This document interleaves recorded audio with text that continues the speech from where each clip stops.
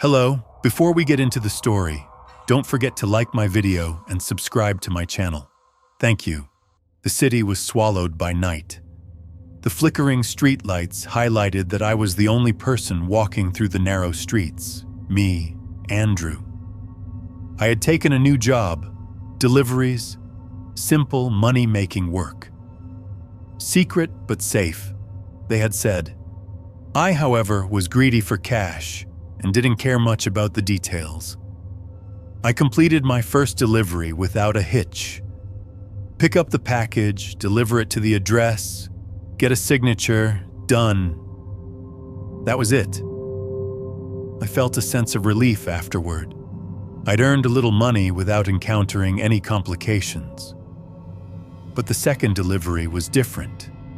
The task: deliver a box to an old district of the city without speaking to anyone. There were no labels on the box, only numbers and an address. It wasn't heavy, but it radiated a strange chill. It felt as if the box absorbed heat itself, and my hand went icy whenever I touched it. As I entered the building, my heart began to race.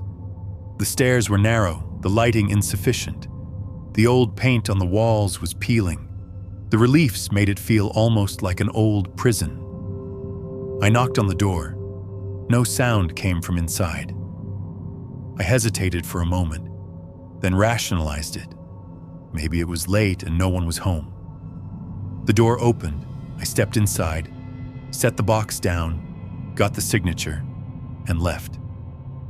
That night, however, I felt compelled to look at the box in my apartment.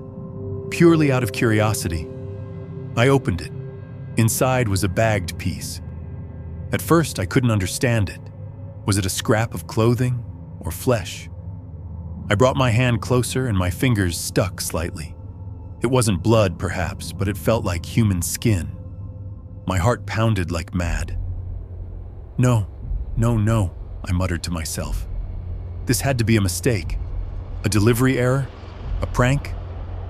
The next day, I continued the job, but the city, the streets, the stairs, they all felt strange. With every step, I sensed someone watching me. The routine of deliveries was now mixed with a mysterious weight. The box lingered in my mind. Sometimes, as soon as I woke up, the first thing I did was check it. But the other deliveries only intensified the mystery. There was always something different about the packages, a disconcerting weight. Weeks passed, and my sleep schedule deteriorated. Some nights, I imagined packages waiting outside my door. I heard someone shouting my name, but no one was there. The city no longer felt safe. The streets were narrow, the buildings gray, and the shadows almost seemed alive. Even in the subway, I couldn't meet people's eyes. I felt a hidden threat lurking behind each gaze. The unease I felt during deliveries combined with an invisible pressure at work. Sometimes, while carrying packages, I felt as if I had cut my hand lightly, though there were no marks. At night, in my dreams, the boxes moved and whispered to me. Was it a hallucination or my mind playing tricks?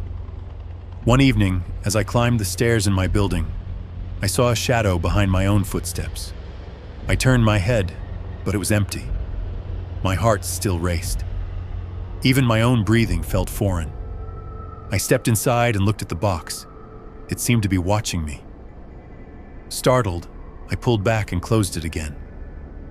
I realized then, this job was not just deliveries, it carried a mysterious, dark weight. The city's silence, the creaks, the shadows, all converged.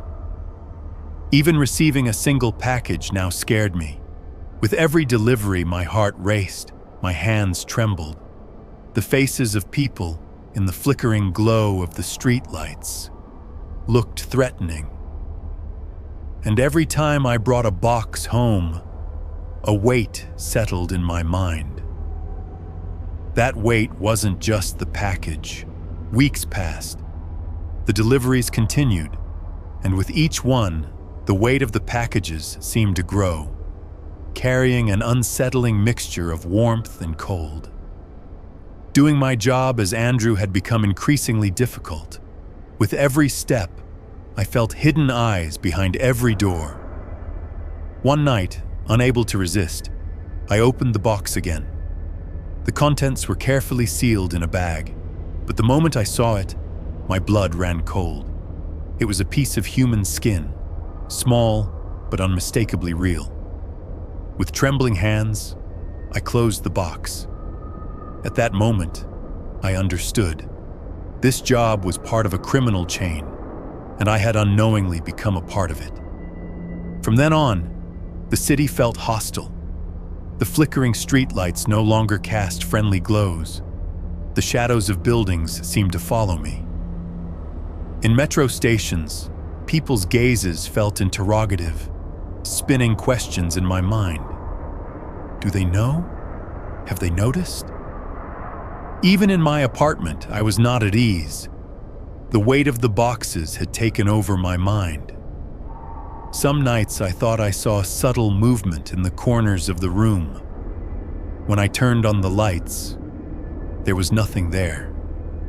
Yet my eyes still darted back to the same corner, my heart hammering. The sounds, every step, the echo of my own breath, the distant slam of a car door, all combined to amplify the fear. One evening, I found a package waiting at my door. I didn't leave this, I whispered to myself. My hand trembled as I reached out. When I opened it, I noticed the bag inside shifting slightly. It couldn't have been the wind. The window was closed. Goosebumps ran down my spine. I set the box aside, but my eyes continued to watch it. It seemed alive, as if breathing, as if watching me. Days passed and sleep vanished entirely.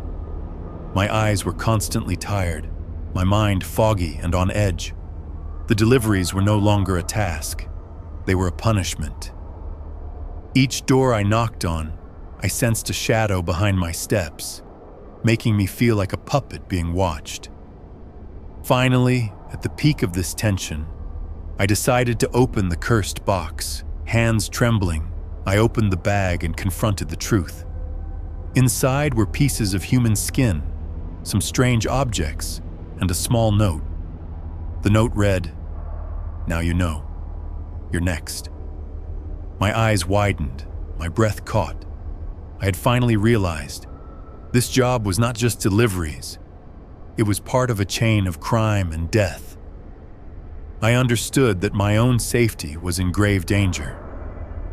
The next day, I decided to go to the police. As I left my apartment, I still felt a shadow trailing my steps on the stairs, but I no longer had the courage to look back. At the station, I told everything. The deliveries, the boxes, the contents, and my experiences. The officers took notes, asked questions, but they listened. As Andrew, my only wish was to escape this job. I decided to leave the city. While packing my things, shadows still moved in the dark corners of the apartment.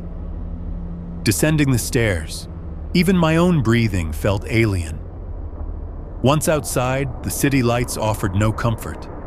Every street, every building, every shadow carried the dark traces of the deliveries.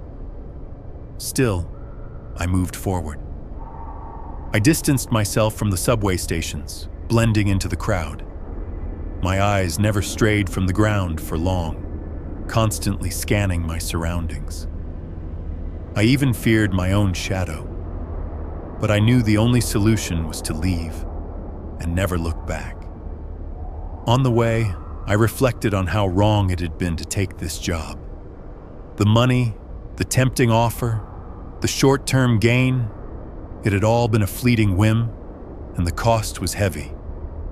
From now on, I would have no connection to deliveries, boxes, shadows, or the fear-soaked city. At night's end, as the city lights faded behind me, I took a deep breath. I was free. Yet my mind still remembered the boxes, the bags, and the shadows they left behind. Escape from the experience was possible, but forgetting it was not. And as Andrew, the one thing I knew for certain, I would never make another delivery.